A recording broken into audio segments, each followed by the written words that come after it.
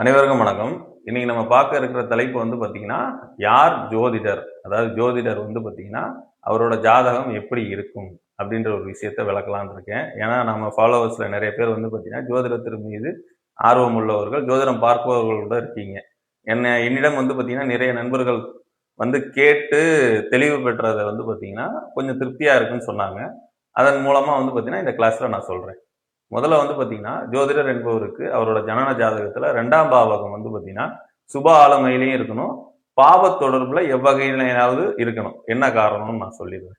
என்ன காரணம்னா, அவர்கள் வந்து பாவகிரக தொடர்புல எவ்வகையில இருந்தாதான், அவர்கள் வாயிலிருந்து ஒரு வார்த்தை பாவ பலன் இருக்கு, ஜோதிடத்துல இருக்குன்னா, அவர் சொல்லுவார். இல்லைன்னு வச்சுக்கோங்க, ஆறுதலான வார்த்தையாவே மேம்போக்கா சொல்லிட்டு சொல்லிட்டு போவார். 1. 2வது வந்து பார்த்தீங்கன்னா, 5ஆம் பாவகம். 5ஆம் பாவகம் அப்படின்றது என்னத்தை குறிப்பிடுதுன்னா, வேதங்கள், மந்திர ஆலோசனை, மறைபொருள் ஞானம் சார்ந்த படிப்புகள் இதெல்லாம் வந்து பார்த்தீங்கன்னா 5ஆம் பாவகம் குறிக்குது. இந்த 5ஆம் பாவகத்துக்கும் 2ஆம் பாவகத்துக்கும் எவ்வகையிலும் ஒரு தொடர்பு ஏற்படணும். அப்படித்தான் வந்து பார்த்தீங்கன்னா இருந்தாதான் தசா வந்து நல்லா சப்போர்ட் பண்ணும். 1. 2வது வந்து பார்த்தீங்கன்னா, ஜோதிடத்தில் படிப்பினைக்கான காரகர் வந்து பார்த்தீங்கன்னா புதன். எல்லாரும் என்ன சொல்றாங்கன்னா, புதன் தான் ஜோதிடத்துக்கு அடிப்படைன்ட்டு. நான் சொல்றேன், புதன் மட்டும் கிடையாது. புதன் அப்படின்றது வந்து பார்த்தீங்கன்னா, எண்ணுக்கும் எழுத்துக்கும் உண்டான காரகர். எல்லாமே எண்ணும் எழுத்துல தான் இருக்கு. அதே மாரி கேட்டலுக்கு உண்டான காரகரும் புதன் வராரு. இப்போ எண்ணுக்கும் எழுத்துக்கும் உண்டான காரகர் அப்படின்னு சொல்லும்போது, நாம வந்து பார்த்தீங்கன்னா, எல்லாமே எண்ணும் எழுத்துல இருக்கு. அத நம்ம படிக்கிறோம். படிச்சு அத ஞாபகம் வச்சுக்கிறதுக்கும் புதன் தான். இந்த விஷயங்கள்ல. அதே மாதிரி இன்னொரு முக்கியமான கிரகம்னா சந்திரன். சந்திரனோட தெளிவு ரொம்ப முக்கியம். இப்போ சந்திரனோட தெளிவு இருந்தா தான் வந்து பார்த்தீங்கன்னா, அவர் மனதை சுத்திகரித்து அதை வந்து பார்த்தீங்கன்னா தெளிவுபடுத்தி இன்னொருத்தருக்கு தெளிவா சொல்லுவார். இப்போ நான் உதாரணத்துக்கு சொல்றேன். இப்ப கிரகங்கள் எல்லாம் வந்து பார்த்தீங்கன்னா பேர்ல தான் குறிப்பிடுது. அதெல்லாம் புதன்னு வச்சுக்குவோம்.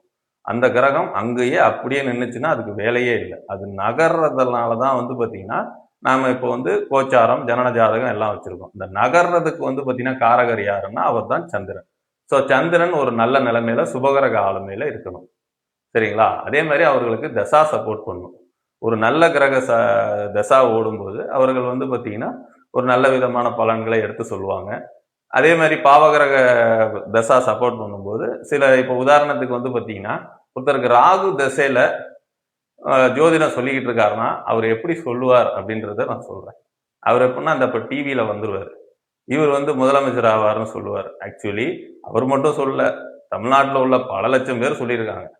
அடுத்தது வந்து பார்த்தீங்கன்னா, அவரோட சுய இதுக்காக இன்னொருத்தரை சொல்லி, இவரு அடுத்தது முதலமைச்சர் ஆகுறதுக்கு வாய்ப்பு இருக்கு. அவரோட ஜாதகத்தை நான் பார்த்துருக்கேன். ஒரு விஷயம் தெரிஞ்சுக்கங்க. ஒருத்தரோட ஜாதகத்தை நாம பார்க்குறோம்னா, அந்த ஜாதகத்தை நம்ம வெளியில சொல்லக்கூடாது.